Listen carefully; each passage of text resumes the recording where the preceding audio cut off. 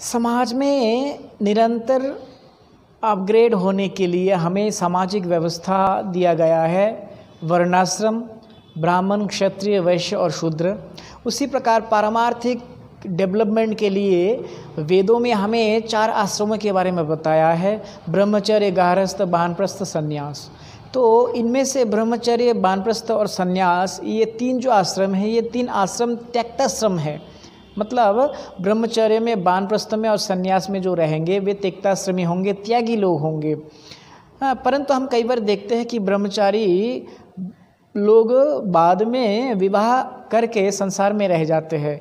पहले वो गेरुआ वस्त्रधारी रहते थे, पहले पीले वस्त्र धारण करके वो मंदिरों में, मठों में रहते थे। उसके बाद फिर जाके उन्होंने विवाह करके श्वेत वस्त्रों का धारण किया।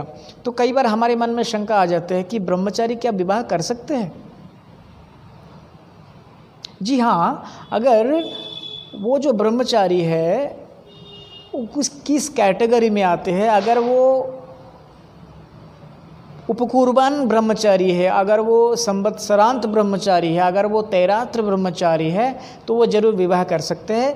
परंतु अगर वो नैष्ठिक ब्रह्मचारी है तो वह विवाह नहीं कर सकते।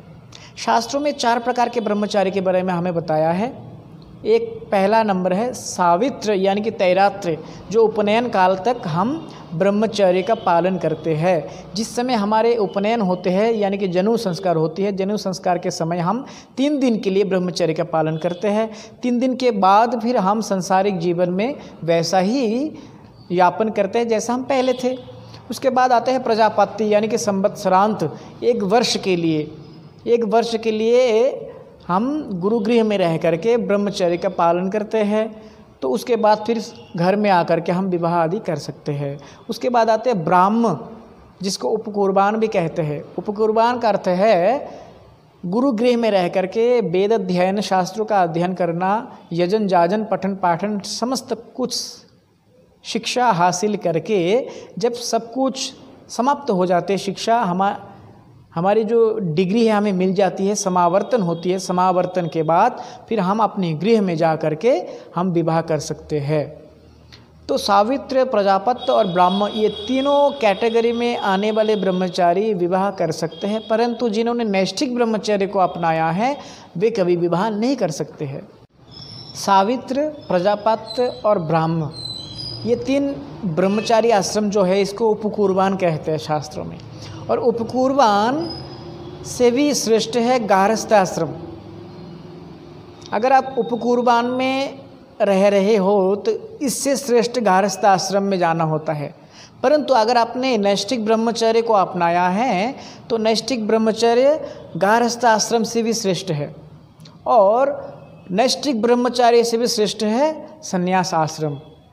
तो जब कोई उपकुर्बान में रहते हैं, उपकुर्बान यानी कि सावित्र, प्रजापत्य और ब्राह्मण ब्रह्मचर्य है, तो वह विवाह करके संसार में जीवन यापन करके वो वैदिक विधि से संसार का निर्वाह कर सकते हैं। परंतु जब कोई नैष्ठिक ब्रह्मचारी को अपना करके वो साधन करते हैं समाज के कल्याण के लिए, तब वो कभी भी विवाह में प्रवेश ना करते हुए वो संपूर्ण जीवन भगवान के श्री चरणों में समर्पित करके भगवत भजन में निमग्न रहते हैं।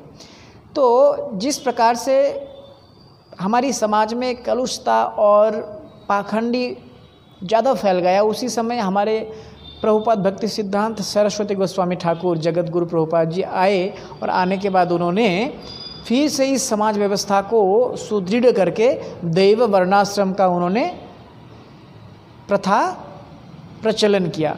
और दैव वर्णाश्रम प्रथा का प्रचलन करने के बाद उन्होंने जैसे अपने जीवन में संन्यास का धारण करते हुए संपूर्ण जीवन ही वे भगवान के श्री चरणों में समर्पित किया, उसी प्रकार उन्होंने गारहस्थों को भी प्रेरित किया ताकि आप 4 आश्रमों का पालन करते हुए आप क्या करो, भगवान की सेवा करो।